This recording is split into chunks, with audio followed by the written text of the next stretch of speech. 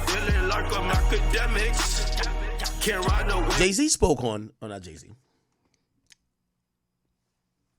50 Cent spoke on this. Let's get into what he said. Well, why did this pop up? Why everyone hates Akademiks? What is this, 10 months ago? Oh, damn. Did pretty good views. Who did that? Oh, Luesta? Okay. All right. Let's get into it. Did you go over? East Coast is not like, man, I can't. We look at the accusations, Yeah. you know, and we're going to get to Diddy as well, but you look at the accusations, and there's an accusation about Jay-Z and Diddy and a teenager, 13-year-old teenager. Right. And we were speaking about just the statement. Right. The statement, you were saying you felt like that was calculated. that was, yeah, that the statement is something from, you can tell it was written by a lawyer. Because there's a point where it kind of gets aggressive. He says, you're going to find out, like how I'll handle this. Like, and that's an attorney want to be combative with another attorney. That's not like your publicist would say those right. things. Yeah. When you see things like this, Fifth, and there's times when, like, I saw this. Oh yeah. Yeah, and this is on your. Put that out. Yeah, this is on. 50? Yeah, it says, I don't know what's going on, but are we still going to have the Super Bowl? I'm just asking for a friend. Yeah, I'm asking for Kendrick. You know, Right. I'm just trying to figure out if we're still doing everything the way. Because, look, they will fall back, but they like the NFL, they won't necessarily be associated to that. Right.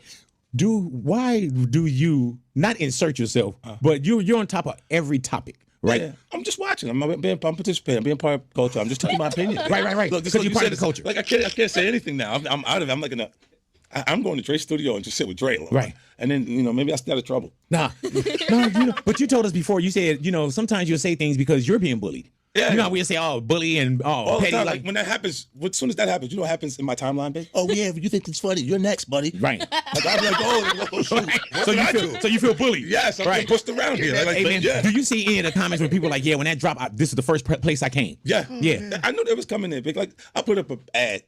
Right. That's the least thing that people like when you have professional pictures that don't have flaws in them. They don't want to see that. They want to see your actual lifestyle. Right. So I put a professional picture like this. Leave me alone, people, because I know you're looking for what I'm gonna say. And then I put the next picture up and say, 50 Cent Action TV. Right. Don't come to my page looking for trouble. Right. Marketing genius. Yeah. So 50's 2 cents. What do you feel about just that whole thing, man? Look. As much as people feel like I haven't had issues with Puff. I don't like him like that. Like I don't like things that he would do. Right. And make me So uncomfortable. we're speaking on Diddy. We're speaking on Puff. Yeah. Okay. But I don't have that thing where we ain't had no thing. I wasn't sending nothing at him, big. If it was on the street side like that, we would be actively doing things to each other. Right. And we wasn't doing that. Right. So it gets to, with Jay, definitely not that. That's definitely not. It's just being competitive. Mm-hmm. You know what I mean? So I look at it, I go, whoa. So I always go into what would I do in a situation like this? Like when that type of thing happens. Like, and I'm going, I don't know. I hope things are all right for him internally. Speaking on? I mean, at the crib. Because in the statement they mentioned his Oh, you're talking about Jay? His daughter Gotcha. would, being old enough to, because she about 13. Right. So it's the same age as his kids when you're saying he did something to him. Do you ever feel like, man, like there's just so much gotcha that goes on? Yeah, I mean, look, Right now? it's not, we live in a climate that it's not even what you did. It's what they said you did. Right.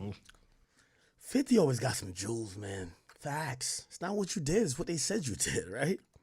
Right? So it's like the damage is already done by the allegation itself. Like, so if that, like when they say extortion, that means if they've made an amount, big, if they talk settlement or sent settlement notices that had an amount in it, it feels like extortion. Right. Because you know the damage it does if it does come out publicly.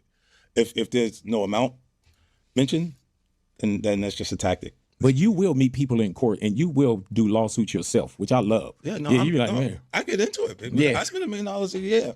I keep legal counsel year round.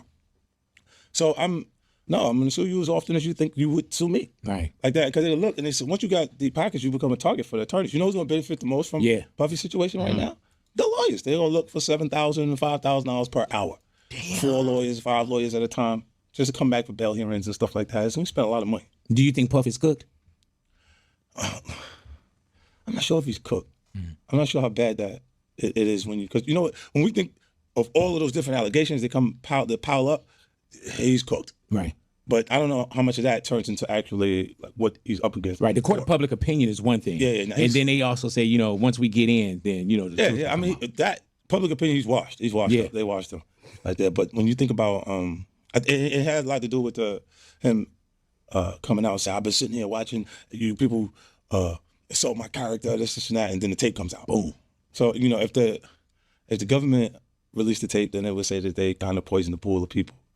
And that could be a defense. Do you believe in conspiracies like that too? Or could Conspiracy? I don't know if it's a conspiracy, big. I mean, like when someone leaks something, it goes to TMZ.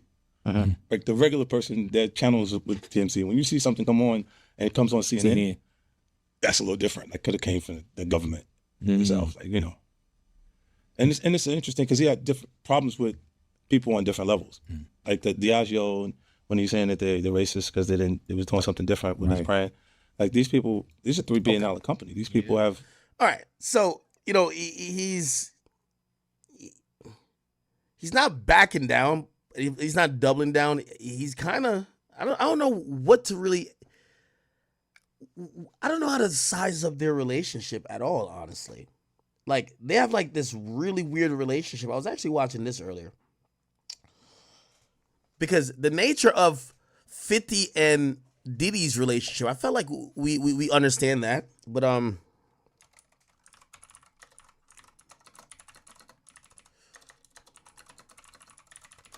don't think we've really explored the nature of Diddy and 50. No, not Diddy and 50. Jay-Z and 50. If you want to see this documentary uncut and ad-free, check out my Patreon at patreon.com.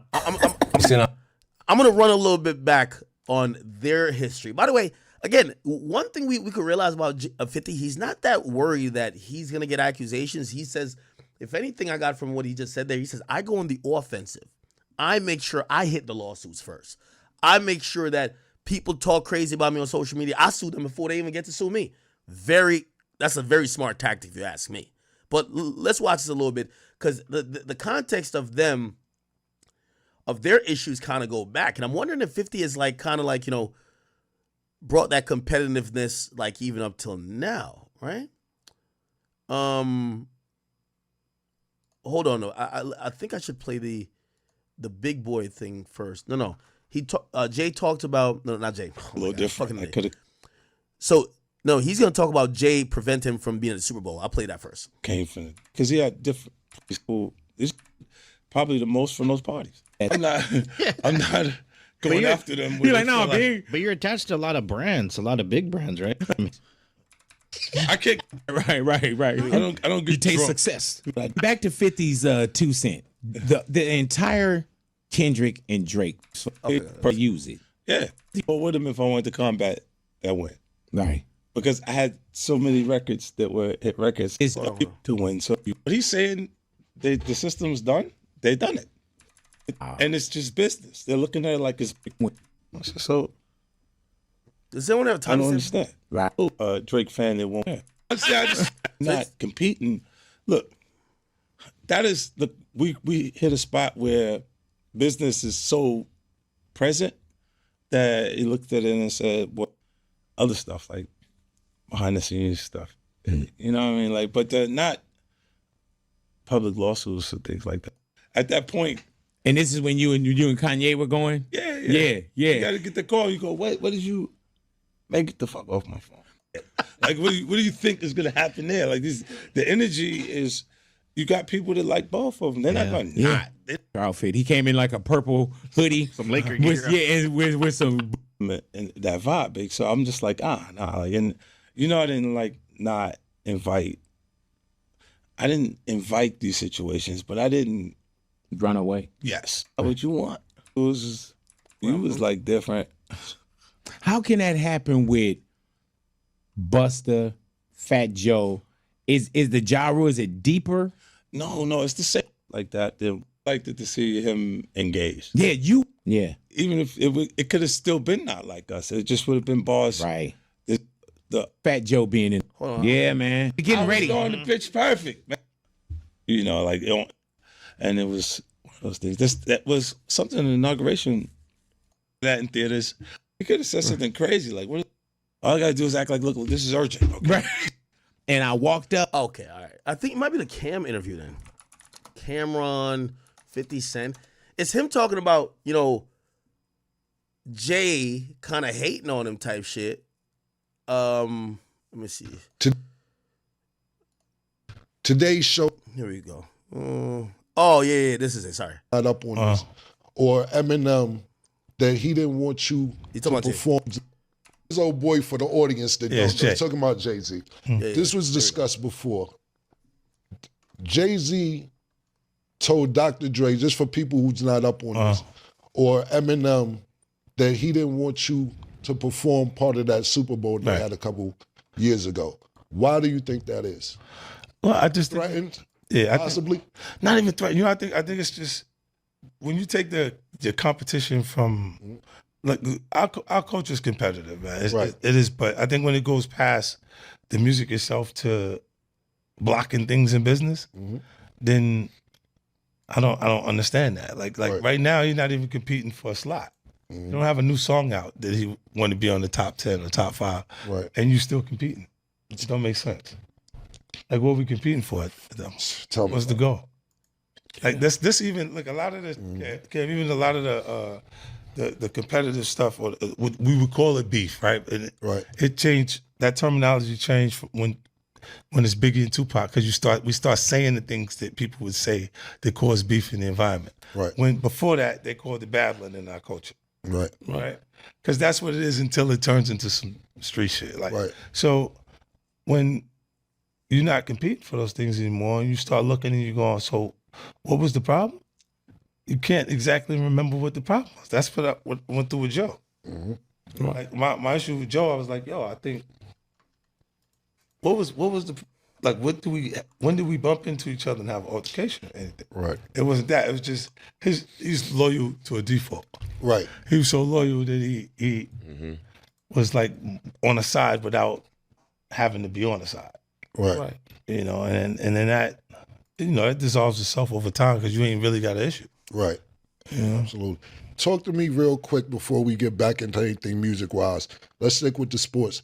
You have this thing called the fifth quarter. Explain what the fifth quarter is. Fifth quarter. So yeah, like I mean, I think 50 just even had like this interesting relationship with Jay, and this is kind of like the origin a bit. I'll play a little bit of this, and then we're gonna get past all the Jay-Z shit, and we're gonna go to Boy Wonder, and also a few other things, including United Healthcare CEO Killer, who popped up in court today, but he was kind of feisty. Not gonna cap.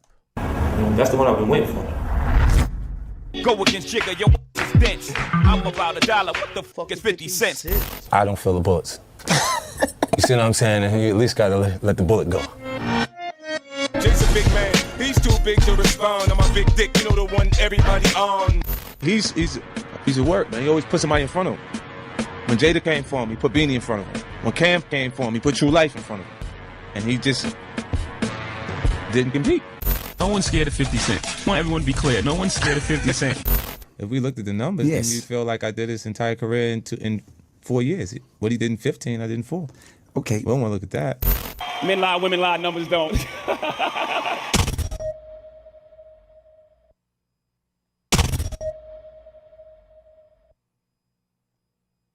What up, guys? It's your boy Quake, and I'm back with a brand new episode of What Really Happened. If you're not familiar with the series, I started the first episode out with Michael Jackson versus Eminem, and this is basically the sister series of Who Really Won. The Who Really Won series is going to cover more serious beefs and more not really beefs.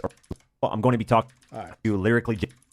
We have to start at the beginning of their roots. As we get into this 50 Cent and Jay-Z story, you'll begin to realize that these two are insane business savvy people who play chess, not checkers. So let's get into the major points of what exactly happened between 50 Cent and Jay-Z, where it all started, where it all went wrong, and where they're at with each other now. We start the story in 1996 when Jay-Z released his debut album on June 25th, titled Reasonable Doubt. At this point, the world finally got introduced to the rapper Jay-Z instead of the person Sean Carter. He finally got a taste of success with that debut album and slowly started becoming a household name. But around this time, there was a guy who grew up in South Jamaica, Queens, who didn't go by the name of 50 Cent at that time, but rather went by the name of Boo Boo. And Boo Boo at the time was simply doing what he had to do in the streets to survive, whether that's sticking people up or selling drugs. Jay-Z at this time was building up his relationship in the music industry, and this is where he started to finally form his relationship with Irv Gotti. And with the relationship with Irv Gotti, eventually formed the relationship with Kenneth Supreme McGriff. And Supreme, around this time, ended up doing a 5-year bid in prison and got released on parole in early 1994. And as the years went on, he built up his relationship with people in the music industry in hopes of becoming an executive producer for movies. And as the years went on, Jay-Z's relationship with Irv Gotti, Ja Rule, Murder Inc., DMX, and even Supreme started getting closer and closer. But around this time, as their relationship was starting to blossom, someone by the name of Boo Boo was slowly starting to build up his own music career by the name of 50 Cent. He started writing music in 1996, and by 1997, he ended up getting introduced to Run DMC's Jam Master Jay. And Jam Master Jay was a huge fan of 50 Cent because Jam Master Jay at the time said that he reminded him of Jay-Z, just a more aggressive version. I created this song. The concept was somehow the rap game reminds me of the crack game. And Jay-Z's album had came out. And I had created that song probably 4 months before Jay-Z's record came out. And he had a song that was somehow the rap game reminds me of the crack game. And to Jay, that was like, yo, he's gonna be ill. Like, you're gonna be nice. Like, because I was writing some of the topics, some of the things that he liked Jay-Z's music, you know, at that point. So he felt like creatively that I'd find a pocket that would make what I'm doing the new thing. You know what I mean? And the character difference is so extreme between me and Jay-Z that he knew that I'd have a moment. But he didn't know how to write songs properly. It would just be a bunch of bars with no hook in them. So eventually, Jam Master Jay signed him to his record label and started teaching him how to write songs properly. But as time went on, Jam Master Jay got increasingly busy and just had 50 Cent sitting around not doing anything. So 50 had requested to leave Jam Master Jay's record label and sign with someone else. He ended up signing with the platinum-selling producers Trackmasters, who had a deal over at Columbia Records. Immediately, he got to work and recorded 36 songs in 2 weeks. But once again, 50 Cent was found in a position where he was waiting for his album to get released. And at this time, he titled his debut album Power of the Dollar. And by the time 1999 rolled around, Jay-Z had released 3 albums and was becoming a household name in America. And as he was becoming the household name, the people around him he was associated with were doing the exact same thing, and that was Ja Rule with Murder Inc., Irv Gotti, and even Supreme. But even as 50 Cent wasn't getting his music released, he was still learning the ins and outs of the music industry and started going around Columbia Records, learning every department. And with that knowledge, 50 Cent had decided to be proactive in his career and make himself hot. So in April of 1999, he released a song titled How to Rob. And this track took the music industry by storm because 50 Cent was mentioning names of people in the song, which was starting to become forbidden because of the Tupac and Biggie beef. And it was more of a comedic route, not to be taken seriously, but he called out various rappers from DMX, Big Pun, Slick Rick, Master P, Diddy, and yes, even Jay-Z. But you get your soul like 4 milli, got something to live for. Don't wanna go putting 4 through that Bentley coupe dope. And a lot of artists ended up responding to 50 Cent, and one of them was Jay-Z. And Jay-Z, of course, at this time was on top of the world, so this happening was exactly what 50 Cent wanted. A couple months later, and Hot 97 had their annual Summer Jam show. Jay-Z was there, and so was 50 Cent. Shaka Zulu, who was doing radio at the time at Columbia, decided to take 50 Cent at Summer Jam, took him backstage to meet a bunch of people so that there could be a face attached with the name and song, and to let people know that it wasn't a serious diss, it was just fun and games. Well, 50 Cent ended up running into Jay-Z, and Jay-Z said that he's going to get him back for that. At that time, 50 Cent thought it would be later on, but that night, Jay-Z decided to respond to 50 Cent's How to Rob. 50 Cent. Yeah. So you addressed him at Summer Jam. Yeah. That was a freestyle at first. Yeah. And then you kind of then you got at him on the album. Yeah. But that was actually the first time I performed. I did that record. It was actually the first time I actually performed it. I didn't even know the record. I was backstage like trying to make sure that I could get it. And I seen him. I bumped right into him while he was backstage. I ran into Jay at Summer Jam. And he came up like, yo, I'm 50 Cent. Yeah. I said, oh, I said that record you got is hot. Yo, I don't like that record you got. I love that record you got. I like that joint. He was like, thanks, man. I said, yeah, but you know I'm about to go in, right? I'm like, all right, you know, do what you do. I didn't know he meant right then. He go on stage. That's the first time I ever seen 30,000 people. He said, I'm about $1. Who the f*** is 50 Cent? I'm about dollars. Who the f*** is 50 Cent? I didn't even know 30,000 people knew who 50 Cent was. I should sell him a bottle of champagne for that. That's what I respect, dude. He's a funny guy. I like that dude. Of course, after this, 50 Cent and his team were ecstatic because now all eyes were on 50 Cent after one of the biggest rappers in the game mentioned his name. And with that buzz build up, Columbia Records finally started getting a push behind 50 Cent and started releasing his singles such as Rowdy Rowdy, Thug Love, and Your Life's on the Line. On December 28th, 1999, Jay-Z released his... Yo, by the way, chat. Yo, 50 is hell. Look what he just posted his Instagram. Look at this. Look what he just posted his Instagram. Just right now. Look. 10 minutes ago. Look at this. He says, I want to post this, but I'm afraid I'm going to get shot. Listen to this. Doing all this. Yo, 50 need Jesus, bro. His fourth studio album, Volume 3, Life and Times of S. Carter. And on track number 6, It's Hot, Jay-Z put those bars going at 50 Cent on wax. Go against Jigga, yo, is dense. I'm about $1. What the is 50 cents? And in 50 Cent's eyes, it was officially on between him and Jay-Z. And in early 2000, 50 Cent released the response track titled Be a Gentleman. And this track officially appeared on 50 Cent's compilation mixtape, Guess Who's Back, which was released in April of 2002. Just how to rob a lot of been naming names. Monkey see, monkey do. I done changed the game. Still acting like I don't get down with something. Like I ain't the next to wear the crown or something. You gonna talk about your chicks that we running your crib. Then you gonna ask dumb questions like, can I live? Look, if I shoot you, I'm famous. If you shoot me, you're brainless. You said it yourself. I'm slick enough to twist your lines and send them back at you. Swift enough to snatch the Mac and pop that at you.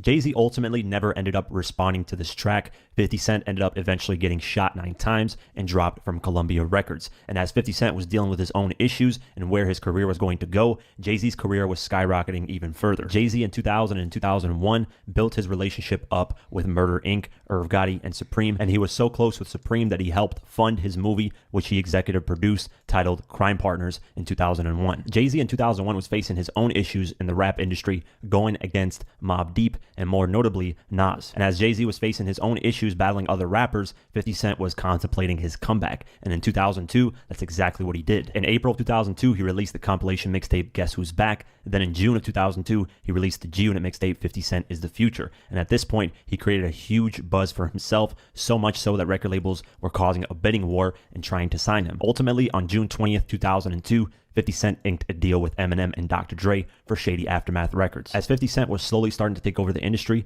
Jay-Z's relationship with his former friends started to crumble. On November 19th, 2002, Ja Rule released his new album, The Last Temptation. The album came with a feature from Nas on the 5th track, The Pledge. This ended up causing issues between Irv Gotti and Jay-Z due to the beef between Jay-Z and Nas at the time, and rumors even started to float around of Irv Gotti wanting to sign Nas to Murder Inc. After this, Jay-Z decided to distance himself from Murder Inc., Irv Gotti, and Supreme, and rightfully so, because later that year, Supreme ended up getting locked up by the FBI. As 50 Cent's buzz started getting crazy in the music industry, Jay-Z revealed that in November of 2002, he told all of his artists to flood the music that they got so that they can get some music out there, because 50 Cent is going to drop his album and he's going to take over the whole year. You know, I remember one time walking in the studio and it was like a small gap and bleak beans. Everybody was in there, and I was like, man, I'm telling you, man, y'all got a chance right now. Just flood it, put out a lot of music because 50 Cent is coming. And you know, 4 months later, in the club hit, and it was over. And it was just like, okay, now everybody got to sit on the sidelines and wait this tidal wave out. And that's exactly what happened in 2003. On February 6th, 50 Cent released his debut album, Get Rich or Die Trying, and did an outstanding 872,000 copies within his first week of sales, which ended up being the largest debut in hip-hop album of all time. And of course, throughout that whole 2003, he simply took over. And with Jay-Z having issues with Irv Gotti and Murder Inc., and 50 Cent not liking them at that time as well, it made perfect sense for Jay-Z to stand next to 50 Cent because he was the hottest thing at that moment. Then on April 18th, 2003, Jay-Z announces he has a deal with Reebok, and the shoes are titled the S. Carter Collection. And to celebrate that, he releases a mixtape titled the S. Carter Collection as well, and decides to jump on 50 Cent's If I Can't track. You can't out hustle a hustler. You can't outplay a player. This rap is a layup. And my former biz motherfuckers will spray ya. On May 1st, 2003, 50 Cent and Jay-Z announced they're doing a tour together titled Rock the Mic. They even appeared on Entertainment Weekly magazine to talk about the tour and their relationship. The interview was interesting because 50 Cent was a newcomer at that time, and Jay-Z had established himself well into his career. So immediately off the bat, Entertainment Weekly asks, so for the record, which of you is the better MC? 50 responds and gives high praise to Jay-Z and says, he is by far. I've been listening to him for a long time. I'm the new kid. Then Entertainment Weekly says, that's not what you say on your records. 50 responds saying, I know because I'm confident. I've always been competitive. But when you've got 8 years under your belt and a kid only has 1 summer, Jay-Z interrupts and says, seniority rules, but all records are made to be broken. You've got Dr. J, and then you have Michael Jordan, and then you've got Kobe. You know what I'm saying? The game just keeps surviving. That's what it's about. If he continues on this path, he could be the greatest. Who knows? It's hard to judge. Entertainment Weekly then asks, why team up for a tour? And Jay-Z says, a lot of the time in hip-hop, things that could be big never get to happen. You used to have the Fresh Fit in 1984. You had Run DMC, Houdini, the whole lineup on one tour. You seldom get that now. I believe in putting out the hottest thing. We could have toured separately, but we figured if we bring it together, it would be unstoppable. And throughout the interview, they end up praising each other, talking about their upbringings and a lot of similarities that they have there, as well as the music that they make. With this successful tour came a lot of business ideas and ventures. And on June 16, 2003, 50 Cent also inked a deal with Reebok for his G-Unit sneakers. And ultimately, this ended up becoming Jay-Z's idea to give 50 Cent a sneaker deal, according to Steve Stout. 50's sneaker came right on back to Jay's, but it was originally Jay's idea to even extend an invite to 50 to do his sneakers. With 50 and Jay touring and having sneakers under the same company, they decided to shoot a commercial with a freestyle rap with Jay-Z and 50 rapping about the shoes.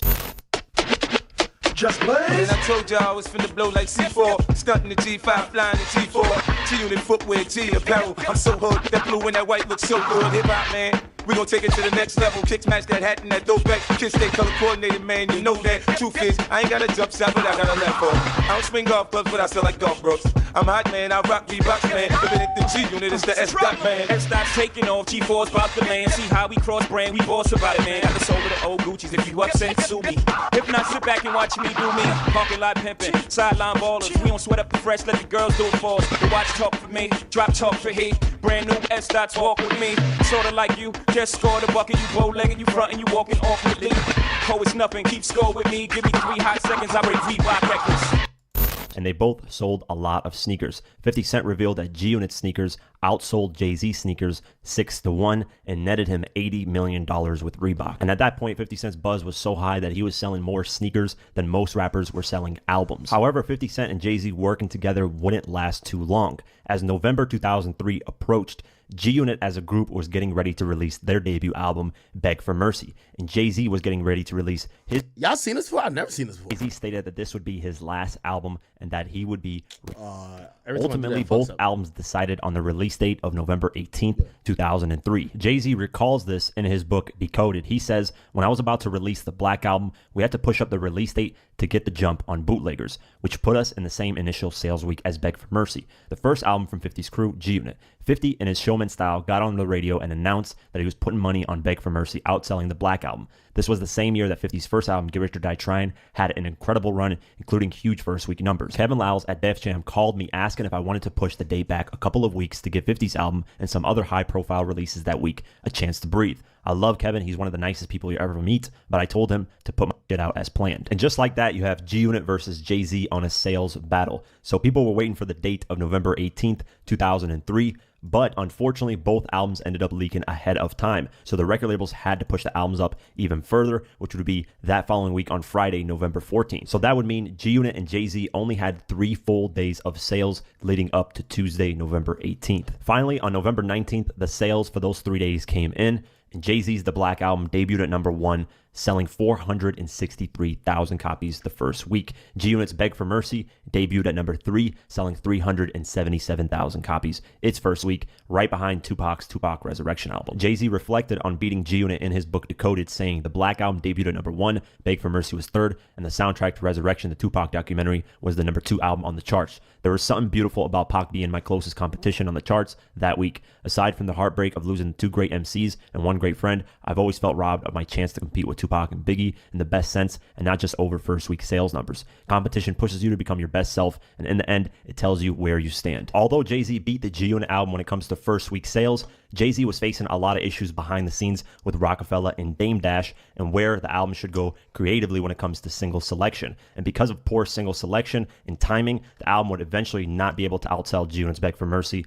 in the long run. As of now, G-Unit's Beg for Mercy has sold 6 million copies worldwide, and Jay-Z's Black Album has sold 4 million copies. Following this, Jay-Z officially announced his retirement, of course, and stepped away from music. In the meantime, 50 Cent was just getting started. He set up Lloyd Banks' Young Buck to release their debut albums in 2004, while on December 8th, 2004, Dame Dash and Jay-Z announced they're selling Rockefeller Records, and Jay-Z gets officially announced as the president of Def Jam Records. Then in early 2005, there would be issues between one of G-Unit's newest members, The Game, and Jay-Z. 50 Cent ended up getting involved in this because he felt Jay-Z could destroy The Game's career because he was a new artist. On February 7, 2005, Jay-Z spit a freestyle that The Game took offense to. A couple days later, The Game had called 50 Cent on February 10, 2005 to ask him what he should do in this situation. 50 said that he said, "Hold on, do not do anything." But that night, The Game decided to diss Jay-Z on stage, and this caused more issues between 50 Cent and Jay-Z. Like he had a situation with Jay-Z, you know, when he had issues with Jay, and I got a phone call from him. He was in Amsterdam when he called me back in the States, and I told him, I said, just sit tight, let me see exactly what it's about. You know, I'll get in contact with Jay and see how, you know, really what it is. And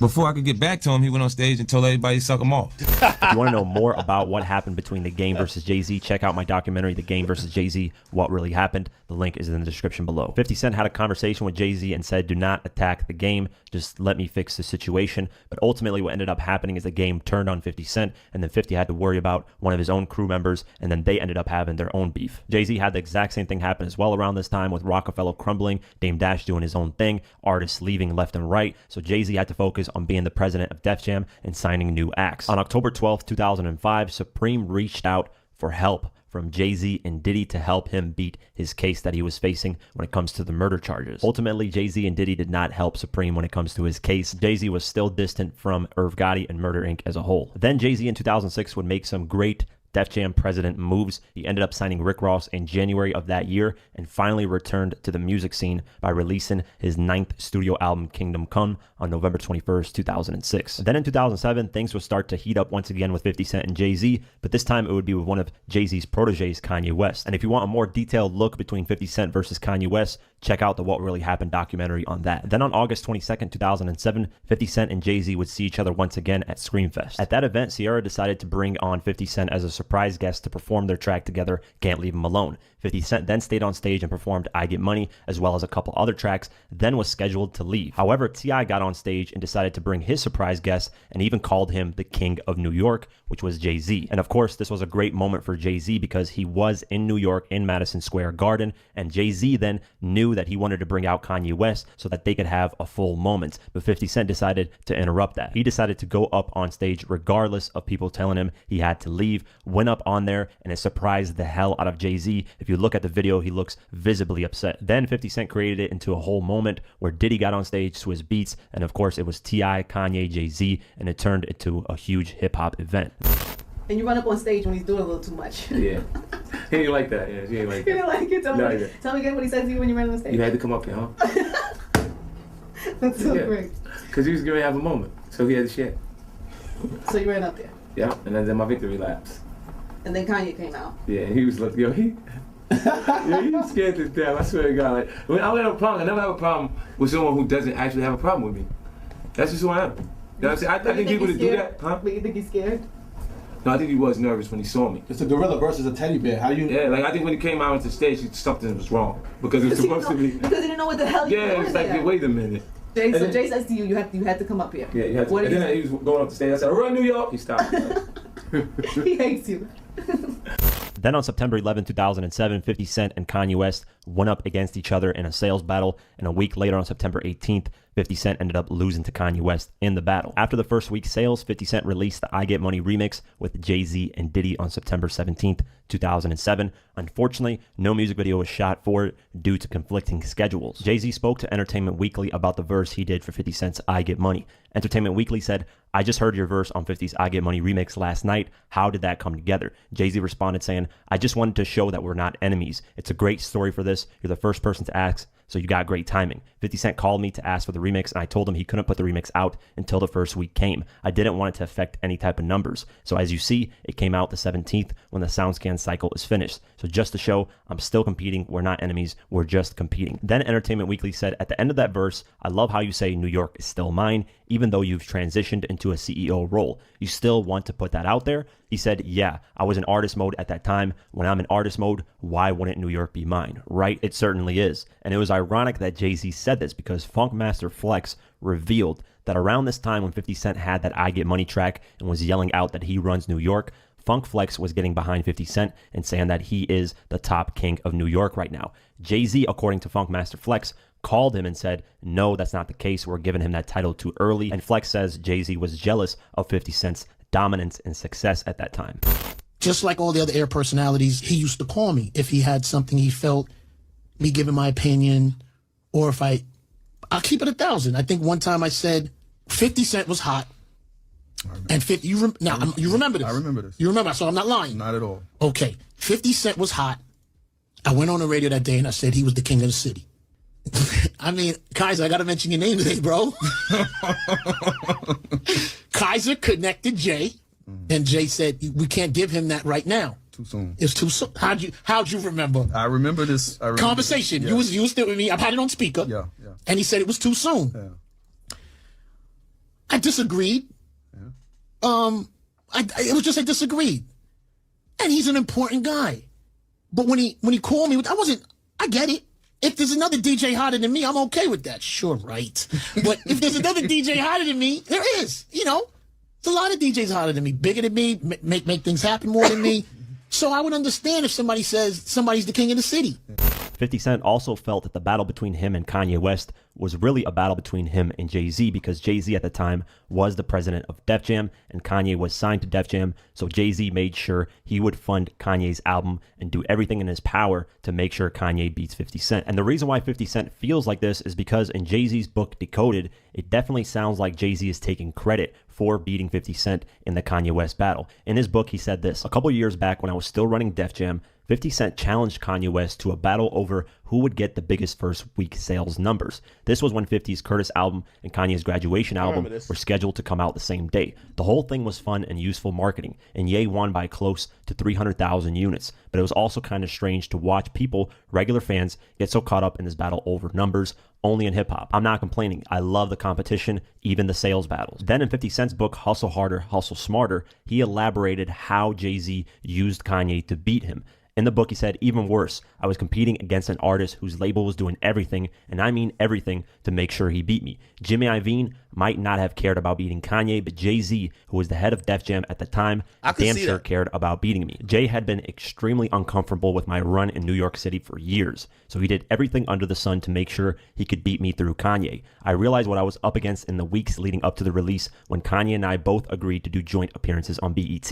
I had planned to bring Eminem with me, but BET told Interscope we couldn't have guests. Interscope said fine and told Eminem not to come. Then the day of the show, I get there and Jay-Z is performing with Kanye. So clearly Jay-Z had gone to some length to get around that no guest rule, whereas Interscope Records had just let it go. They simply weren't as motivated as Jay-Z. Jay-Z took a lot of pride in Kanye's victory. I think that's one of the reasons he's so disappointed in Kanye today. Jay knows how much he supported Kanye during that period, but it wasn't enough for Kanye. That probably hurt Jay. Jay even mentioned my battle with Kanye in his book Decoded, taking a little shot at me when he wrote, rappers who use beef as a marketing plan might get some quick press, but they're missing the point. I congratulate Jay for doing the right thing by his artist in that situation, but I think he was the one who missed the point. First, like I mentioned, there was no actual beef in that particular competition. Second, without the competition, I have little doubt that due to Interscope's missteps, my sales would have been much lower. Our competition actually turned what would have been a tough first week for me into a very respectable one. If I had just left Interscope to their own devices, I might have only sold 400,000 that week. Instead, see, that's when I think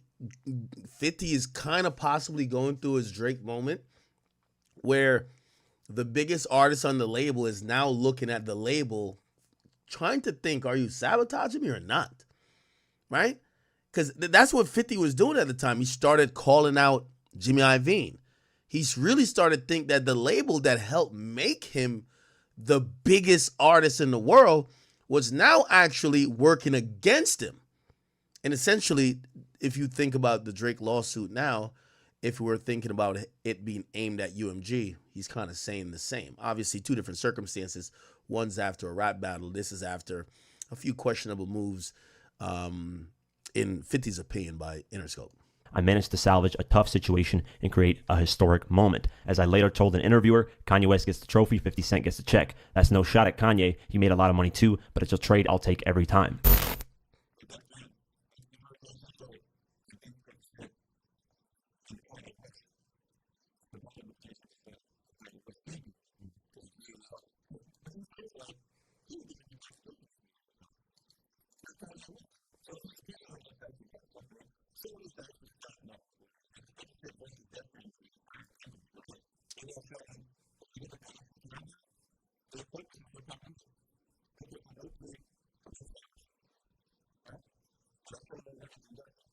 Despite all this, 50 Cent and Jay-Z decided to continue to work together, and later that year, on November 20th, 2007, they collaborated for Freeway's new album, which was released under Rockefeller Records and G-Unit Records. Both Jay-Z and 50 Cent executive produced the album and appeared on the album. Jay-Z appeared on the track Rockefeller Billionaires, and 50 Cent appeared on the track Take It to the Top. In 2008, 50 Cent took his dominance to the next level and ranked above Jay-Z on Forbes Hip Hop 20th Biggest Earners. He ended up earning $150 million that year, number one, with Jay-Z being number two right below him with $82 million. That was the year, of course, that 50 Cent sold his vitamin water stake and made $100 million off that. As 2009 rolled around, 50 Cent would end up having issues with Rick Ross, the person that Jay-Z signed back in 2006 to Def Jam. And a lot of people speculated behind the scenes that it was Jay-Z that gave Rick Ross the green light to go at 50 Cent. After that battle with Rick Ross, later in 2009, 50 Cent would then shift his focus and go at Jay-Z. On September 3rd, 2009, 50 Cent released the music video for his song Flight 187.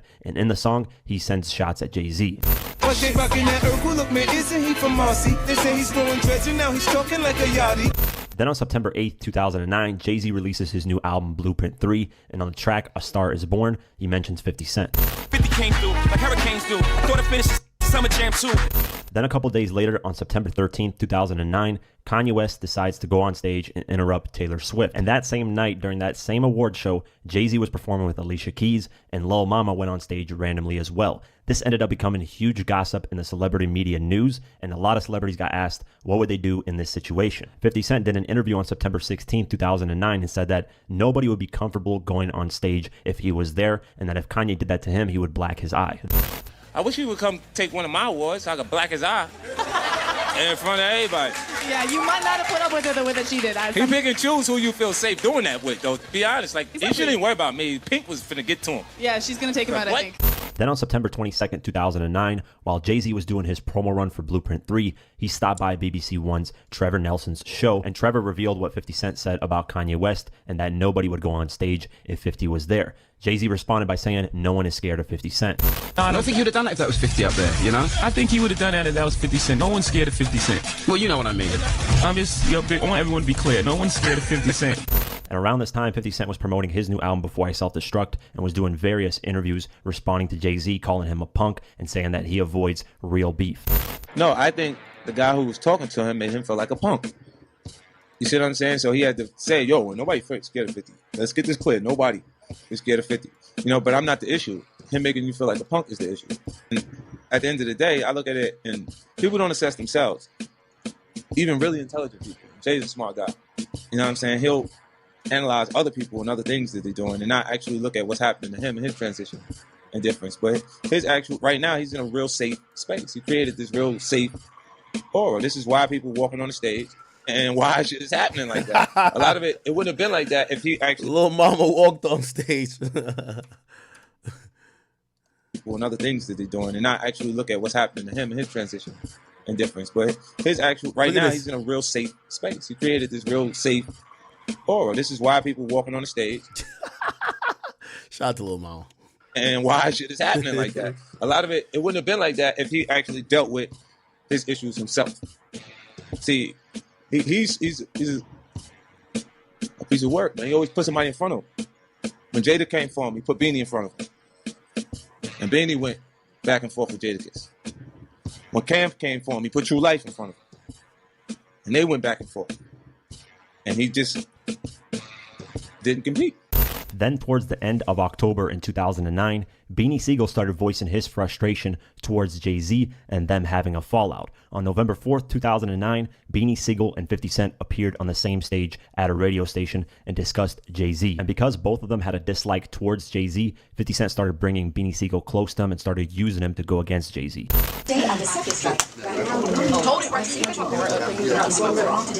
I think he has good intentions, Jay, but he's using a traditional corporate business model. And I think the only place that he really went wrong is saying La Familia, like we family. That's the whole thing. Like, for me, like when you say family, like that means something to me. You know what I mean? Like. Following this, 50 Cent released his new album on November 9th, 2009, titled Before I Self-Destruct. And on track number 4, So Disrespectful, he sends some shots at Jay-Z. Jay's a big man, he's too big to respond. I'm a big dick, you know, the one everybody on.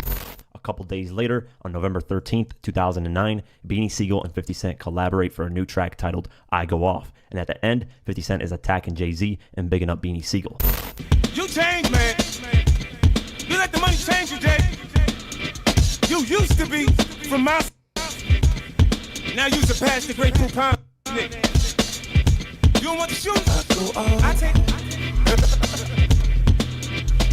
Feed the wolves and the wolves feed off you. Eat your ass alive. I live by comrade's creed. Strategy. Then on November 22nd, 2009 was the American Music Awards, where Eminem and 50 Cent performed Crack a Bottle. And 50 Cent at that time was backstage after they finished the performance. Jay-Z went up on stage and accepted his award. After his speech, he said at the end, "Women lie, men lie, numbers don't," and started laughing. Immediately after that, people assumed it was shots at 50 Cent. Men lie, women lie, numbers don't. A couple days later, on November 25th, 2009, 50 Cent responded to those AMA comments and simply said Jay-Z has been saying that a long time, and he didn't take those as shots towards him. Now, in the AMAs, of course, it was rumors. When he got his award, he said, "Men lie, women lie, numbers don't." Right. He says he's going at fifth. This is his little remark at fifth, and sort of laughing. But he's been saying that before. He said that before. Now, when you heard that, see, when I seen it, I wasn't thinking about that. I was thinking about I just seen Fifth perform, so Fifth might be backstage, and now he has to walk backstage. Yeah. So I thought that, it might have been a probable situation because at that point, there's no security back there. It's just you and him. Nah, he wasn't. Nah, he ain't saying nothing. I didn't take that directly towards me. Mm-hmm. If that was, then he should say something a little more direct so we can stop rapping and get right to the shit.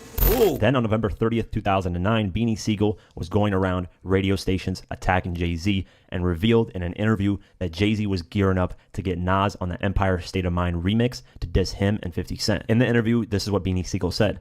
"I'm nice at chess too. They say he got a record supposed to come out, the remix to the New York shit. He's popping shots at me, popping shots at 50, but he pulled Nas on the record hoping that a guy will respond to it and come at Nas, and Nas is going to come right back. He ain't going to hold no punches. He's going to come right back. He should come right back, but look at the moves. I see that. I'm not worried about Nas. I did that already in defense of him. I did that. I was there when dude was in the studio on the couch scratching his head under pressure." And what he's referring to here is when Jay-Z was going at Nas, Beanie Siegel is saying that he helped Jay-Z respond to Nas and try and destroy him. Ultimately, though, this Empire State of Mind remix with Nas going at 50 and Beanie Siegel never got released. We don't know what source Beanie Siegel had at the time when he was saying this, but it would have been an interesting thing to hear. Then on December 2nd, 2009, 50 Cent talked to Rolling Stone more about his relationship with Beanie Siegel and the song I Go Off. Rolling Stone said, "I Go Off, your single with Beanie Siegel recently came out. There's a lot of speculation that he's going to be in G-Unit. Is that going to happen?" 50 responded saying, "There's a strong possibility we're going to be doing it. We're starting with this song, and the deal structure between me and him is complete 50% profit split.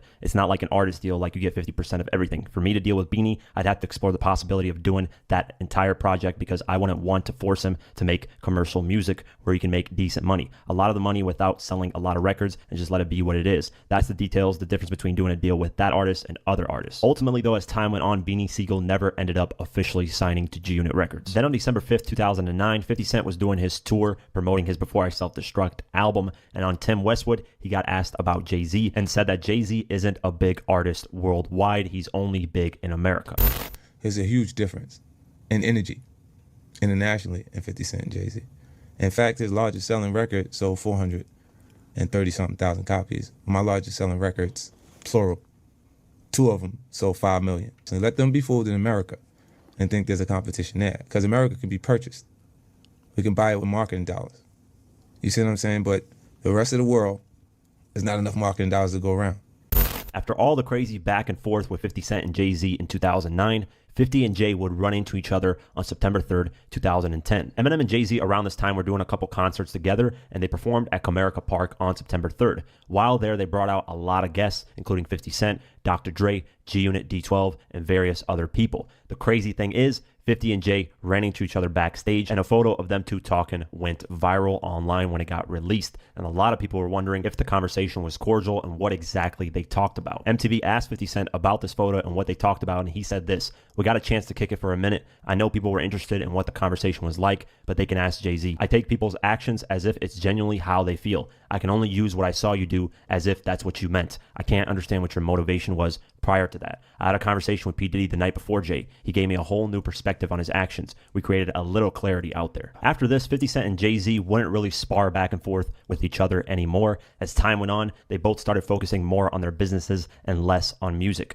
On May 1st, 2012, though, Jadakiss was sitting down with Who Kid and revealed that he was in the studio with Jay-Z, and Jay-Z was praising 50 Cent's hook ability. Jadakiss said this in the interview: "That's why Fifth was another kind of monster, because his hook game was on a whole nother level. Me and Hove was talking about it one time, and he was like, yo, this guy's hooks are crazy." And as the years went on, 50 Cent would consistently mention Jay-Z in his interviews and critique some of his business moves, such as September 2012, when 50 Cent said Jay-Z stays close to artists to remain relevant.